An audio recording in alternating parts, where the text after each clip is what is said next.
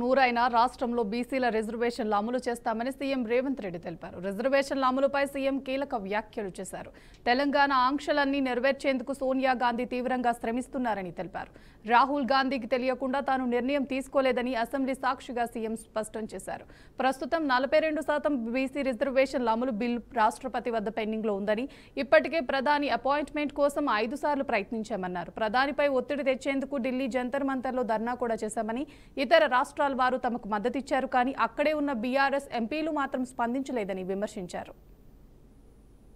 ఈ 42% బీసీలకు బలహీన వర్గాలకు భారత్ జోడో యాత్ర సందర్భంగా ఇచ్చిన మాటను అమలు చేయడానికి చిత్తశుద్ధితో అన్ని రకాల ప్రయత్నాలు చేసి ఎక్కడ కూడా వారే చెప్పారు.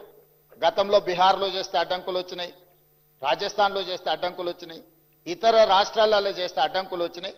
ఆ విధమైన అడ్డంకులు తెలంగాణ రాష్ట్రంలో రాకూడదు, బలహీన వర్గాలకు మేలు జరగాలి అన్న ఆలోచనతోటి అధికారుల కమిటీని, కమిషన్ని, మంత్రులను కూడా ఆయా రాష్ట్రాలకు పంపించి అక్కడ మొత్తం సమాచారాన్ని సేకరించి అక్కడ చట్టపరంగా న్యాయపరంగా ఎదుర్కొన్న సమస్యలను అన్నిటిని కూడా క్షుణ్ణంగా పరిశీలించి ఆ తర్వాత డెడికేటెడ్ కమిషన్ అపాయింట్ చేయడం జరిగింది అధ్యక్ష.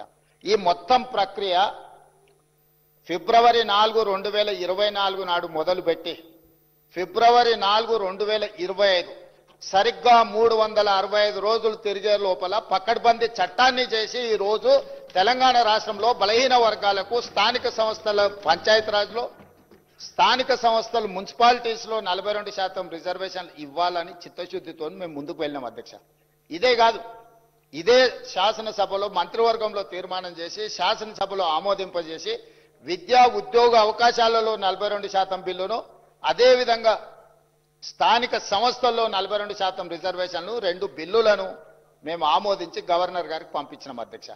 గవర్నర్ గారు వాటిని ఆమోదించకుండా రాష్ట్రపతి గారికి పంపించారు. దాదాపుగా 5 నెలల నుంచి ఆ 2 బిల్లులు రాష్ట్రపతి గారి దగ్గర ఉన్నాయి అధ్యక్ష.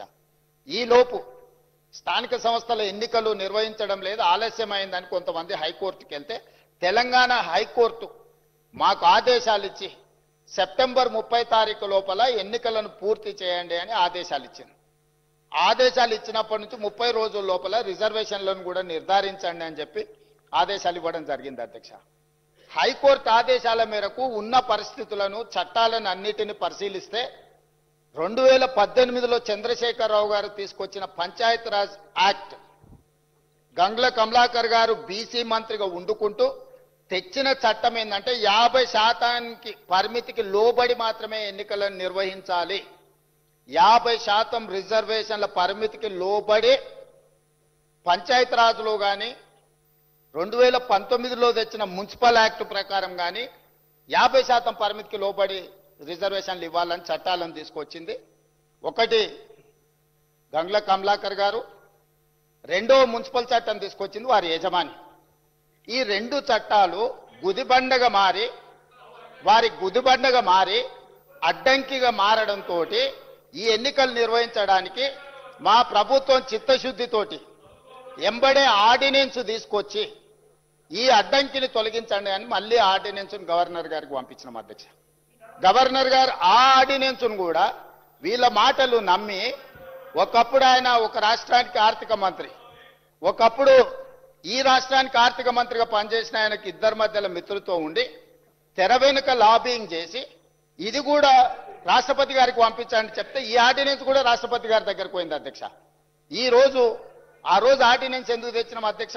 అత్యవసరం ఉండి శాసనసభ నడవడం లేదు కాబట్టి ఆర్డినెన్స్ తీసుకొచ్చి పంపించినాం. ఈ రోజు శాసనసభ ఉన్నది కాబట్టి ఆర్డినెన్స్ రాష్ట్రపతి నుంచి ఆమోదం పొందలేదు. ఎప్పుడైనా అత్యవసరంగా ఆర్డినెన్స్ తెస్తే ఆ తర్వాత వచ్చే శాసనసభలో బిల్లు ఆమోదించుకుంటాం.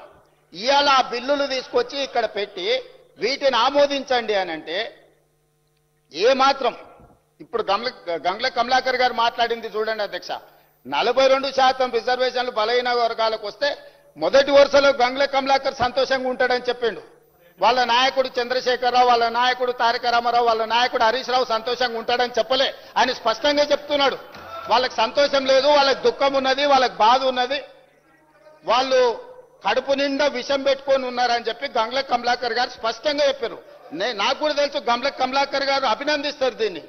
కానీ ఆయన బాధల్లా వెనకాల కూర్చొని నడుపుతున్న ఆయన సమస్య. సో అందుకోసమని ఈరోజు మీరు చెప్తున్న జీవోలు ఏవైతే ఉన్నాయో, బీసీ కమిషన్కి ఇచ్చిన జీవో అయినా లేకపోతే డెడికేటెడ్ కమిషన్కు ఇచ్చిన జీవో అయినా బలహీన వర్గాలకు 42% రిజర్వేషన్లు ఇవ్వాలన్నదే ఈ ప్రభుత్వం యొక్క ఆకాంక్ష, చిత్తశుద్ధి అధ్యక్ష. అందుకోసమని ఇప్పటి వరకు కలిసి రాలే. అదేవిధంగా గంగ్ల కమలాకర్ గారు ఇంకొక మాట అన్నారు, ఢిల్లీకి అఖిలపక్షాన్ని తీసుకెళ్తా అన్నారు, మీరు అఖిలపక్షాన్ని తీసుకెళ్లలేదని. అధ్యక్ష, 5 సార్లు ప్రధానమంత్రికి నేను లేఖ రాసిన.